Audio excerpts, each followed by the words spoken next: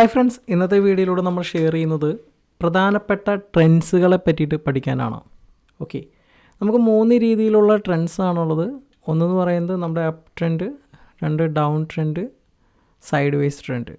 ഞാനത് നമ്മുടെ ചാർട്ടിൽ മാർക്ക് ചെയ്ത് കാണിക്കാം. ഇവിടെ ഞാനൊരു 4 hour ടൈം ഫ്രെയിമാണ് എടുത്തിരിക്കുന്നത്. എല്ലാ ടൈം ഫ്രെയിമിലും ഇത് ആപ്ലിക്കബിൾ ആണ്. ഇവിടെ 4 hour ടൈം ഫ്രെയിമിൽ നിങ്ങൾക്കൂടെ നോക്കിക്കഴിഞ്ഞാൽ കാണാൻ പറ്റും. ഞാനിവിടെ BNBയുടെ ചാർട്ടാണ് എടുത്തിരിക്കുന്നത്. പാരൽ ചാനൽ വരയ്ക്കുന്ന പാരൽ ചാനൽ ടൂൾ ഞാനിവിടെ എടുത്തിട്ടുണ്ട്. നിങ്ങൾക്കിവിടെ നോക്കിക്കഴിഞ്ഞാൽ കാണാൻ പറ്റും ഈ ഒരു ഏരിയ ഒരു സൈഡ് വേസ് ആണ് മാർക്കറ്റ് മൂവ് ആയിട്ടുള്ളത്. അതായത് കയറ്റ ഇറക്കങ്ങളിലൂടെ ഒരു സൈഡ് വേസ് മാർക്കറ്റ് മൂവ് ആയിട്ടുള്ളതായിട്ട് കാണാൻ പറ്റുന്നുണ്ട്. ഞാൻ ബ്രഷ് വെച്ച് വരച്ച് കാണിച്ചു തരാം. ഈ ഒരു സപ്പോർട്ട് ഏരിയയിൽ നിന്ന് റെസിസ്റ്റൻസിലേക്ക്, വീണ്ടും സപ്പോർട്ടിലേക്ക്, വീണ്ടും റെസിസ്റ്റൻസിലേക്ക്, വീണ്ടും സപ്പോർട്ടിലേക്ക്, വീണ്ടും റെസിസ്റ്റൻസ്, വീണ്ടും സപ്പോർട്ട്. ഒരു സൈഡ് വേസ് ആണ് ഇത് മാർക്കറ്റ് മൂവ് ആയിട്ടുള്ളതായിട്ട് കാണാൻ പറ്റുന്നത്.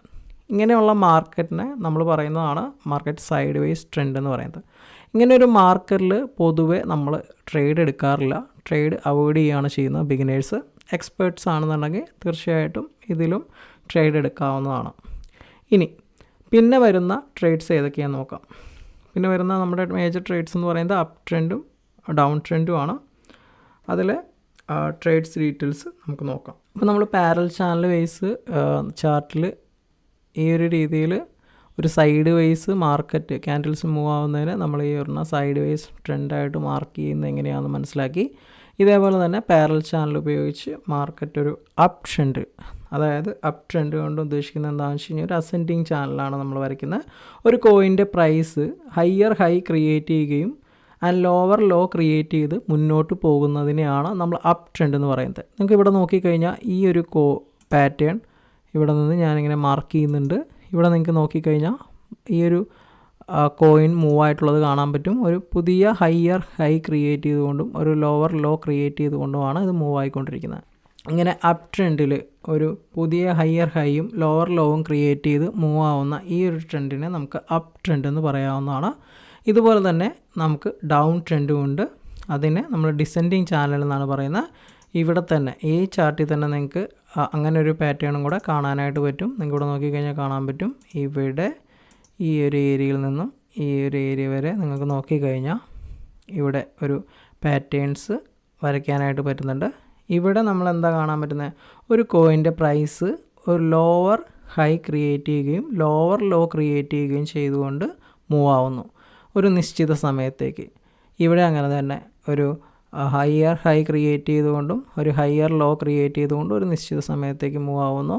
ഇവിടെ സൈഡ് വേസ് മാർക്കറ്റ് മൂവ് ആവുന്നു. ഇത് നമുക്ക് എല്ലാ ടൈം ഫ്രെയിമിലും കണ്ടെത്താനായിട്ട് പറ്റുന്നതാണ്.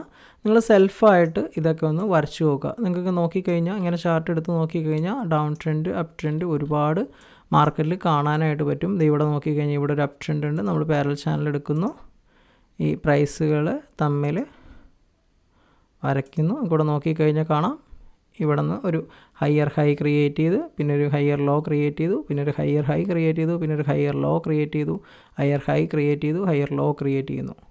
ഇതുപോലെ തന്നെ നമുക്ക് തൊട്ടപ്പുറത്ത് ഒരു ഡൗൺ ട്രെൻഡ് കാണാനായിട്ട് പറ്റും.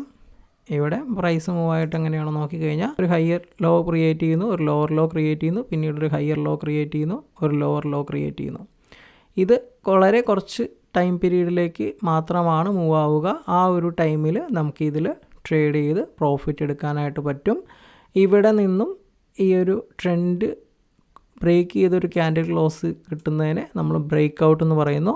ബ്രേക്ക് ഔട്ടിൽ എങ്ങനെ ട്രേഡ് ചെയ്യണമെന്നും അതുപോലെ തന്നെ നമ്മുടെ ഈ ഒരു അപ്പ് ട്രെൻഡിലും ഡൗൺ ട്രെൻഡിലും പാരൽ ചാനലുകളിലും എങ്ങനെ ട്രേഡ് ചെയ്യണമെന്നുള്ള വീഡിയോ നമ്മൾ അപ്ലോഡ് ചെയ്യുന്നതാണ്.